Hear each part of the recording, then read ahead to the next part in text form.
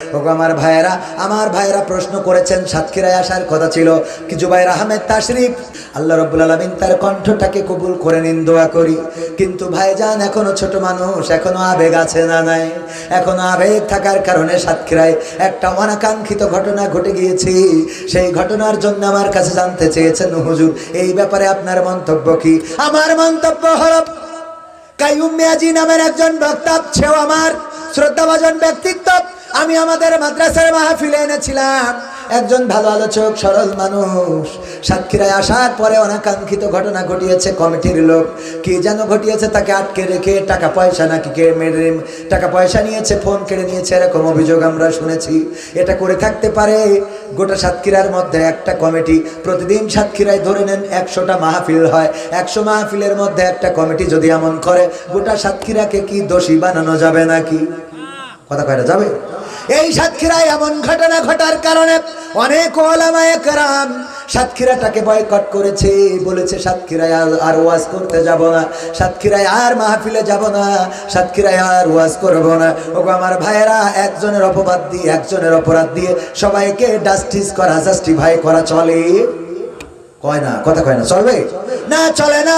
এখানে শত শত মানুষ, একজন মানুষ আমার সাথে খারাপ আচরণ করতেই পারে, আল্লাহ সবাইকে তো আর সমান করে পাঠায় না। তাই স্ট্যাটাস দিয়েছিলেন, তবে সাতক্ষীরাবাসীরাও একটু বাড়াবাড়ি করেছে।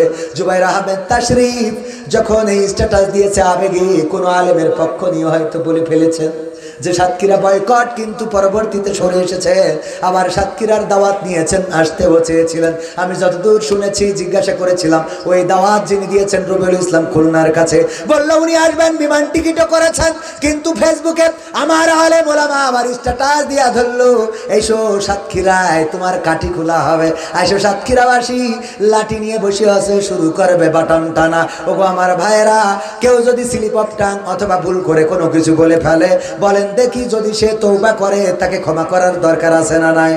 সাতক্ষীরাকে বয়কট করেছে, আবার সেই আলেমেরা যদি সাতক্ষীরায় ঢোকে, সাতক্ষীরাবাসীরা তাকে বরণ করার দরকার আছে না নাই? বরণ করতে হবে কেন? আল্লাহ রাসূলের আদর্শটা এটা। আল্লাহ রাব্বুল আলামিন এমন ভাবেই তওবা কবুল করেন, একজন যদি একবার অপরাধ করে আর আল্লাহ যদি তারে একেবারে বাদ দিয়ে দেয়, তাইলে তার আর যাওয়ার কোনো জায়গা নাই, আছে নাকি? বরং আল্লাহ রাব্বুল আলামিন রাস্তা রেখেছেন, তো ভুল করে তওবা করে, ভুল করে তওবা করে।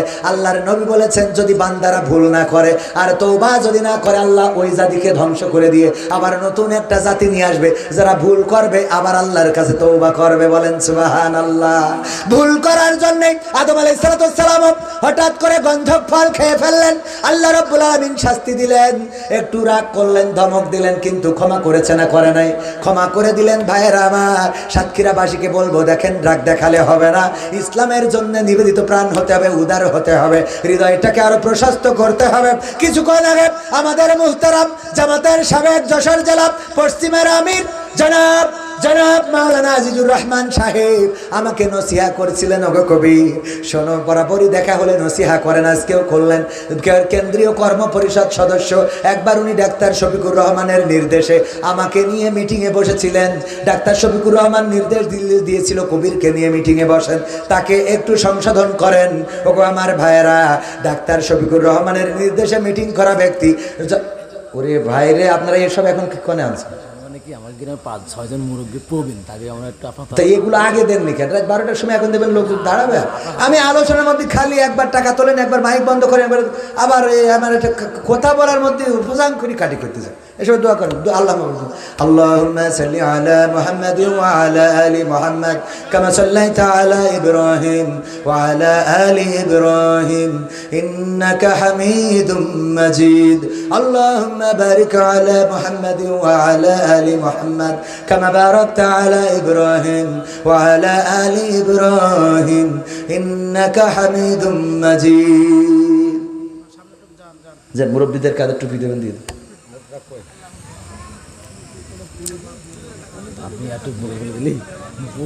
জনাবি প্রবীণ মানুষ, তাকে একটা টুপি এবং একটা তাসবিহ দিচ্ছেন। আমাদের প্রিয় ভাই, নাম কি? রাসেল ভাই। আমার রাসেল ভাই একটা টুপি আর একটা তাসবিহ দিলেন। আল্লাহ এই টুপি আর তাসবিহ নাজাতের ওসিলা করে নাও। মনসুর খান 2 নম্বর ব্যক্তি, আল্লাহ তার দান, আল্লাহ টুপি আর তাসবিহকে কবুল করে নাও শামসুল খান। টুপি আর তাসবিহ পাচ্ছেন প্রবীণ মানুষ, আল্লাহ এতদিন হায়াত দিয়েছো, কবুল করে নাও। আব্দুর রশিদ খান টুপি আর তাসবিহ, আব্দুল মান্নান খান টুপি আর তাসবিহ, বাবু খান টুপি আর তাসবিহ, 6 জন মানুষের আল্লাহ দানকে কবুল করে নাও। এই টুপি আর তাসবিহ জান্নাতের জন্য আল্লাহ ওসিলা হিসাবে কবুল করে নাও, বলেন আমিন। আলহামদুলিল্লাহি রাব্বিল আলামিন। রব্বানা ظلمنا أنفسنا وإن لم تغفر لنا وترحمنا لنكونن من الخاسرين ربنا آتنا في الدنيا حسنة وفي الآخرة حسنة وقنا عذاب النار ওগো আল্লাহ, গভীর রাত তোমার বান্দাদের নিয়ে দুখানি শূন্য হাত তুলে দিলাম। আল্লাহ তুমি দয়া করে আমাদের হাত দুখানা কবুল করে নাও। আল্লাহ তুমি আমাদের জীবনের গুনাহগুলো মাফ করে দাও। জেনে না জেনে, বুঝে না বুঝে শয়তানের ওয়াসওয়াসায় পড়ে কত গুনাহ করেছি, আল্লাহ তুমি দয়া করে আমাদের গুনাহ খাতাগুলো ক্ষমা করে দাও। ওগো আল্লাহ, জীবনে এমন অনেক গুনাহ আছে যেই গুনাহর খবর মা জননী জানে না। মা জানলে ভাত রান্না করে খাওয়াতো না, বাবা জানলে বাড়িতে ঢুকতে দিত না। আমার বন্ধু বান্ধব আব্দুল্লাহ সিদ্দিকী ভাই, ইমরান হুসাইন ভাই যদি জেনে যেতেন আমার সাথে বন্ধুত্ব রাখতো না। প্রভাষক মাওলানা মুশফিকুর রহমান যদি আমার গুনার খবর জেনে যেতেন আমাকে সম্মান করতো না। এমন অনেক গুনাহ আছে ওগো আল্লাহ, যদি গুনার গন্ধ থাকতো, দুর্গন্ধের কারণে ডানে বামে কোনো মানুষকে পাওয়া যেত না, সবাই দূর দূর করে তাড়িয়ে দিত। কোনো চায়ের দোকানে বসতে পারতাম না, মসজিদে যাইতে পারতাম না। আল্লাহ, আমার সেই গুনার খবরগুলো তো তুমি জানো আর জানি আমি। ওগো আল্লাহ, এমন গুনাহ যত আছে রে আল্লাহ, তুমি তোমার গফুর গফফার নামের ওসিলায় আমার জীবনের গুনাহগুলো, আমাদের সকলের জীবনের গুনাহগুলো মাফ করে দাও।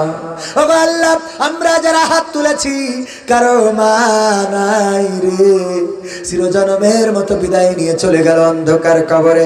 কেমন আছে জানি না, কোন অবস্থায় আছে জানি না। যেই মা জননী আমাদের আগে খাওয়াতো, তারপরে মা খাইতো, আমাদের আগে পড়াতো, তারপরে মা পড়তো।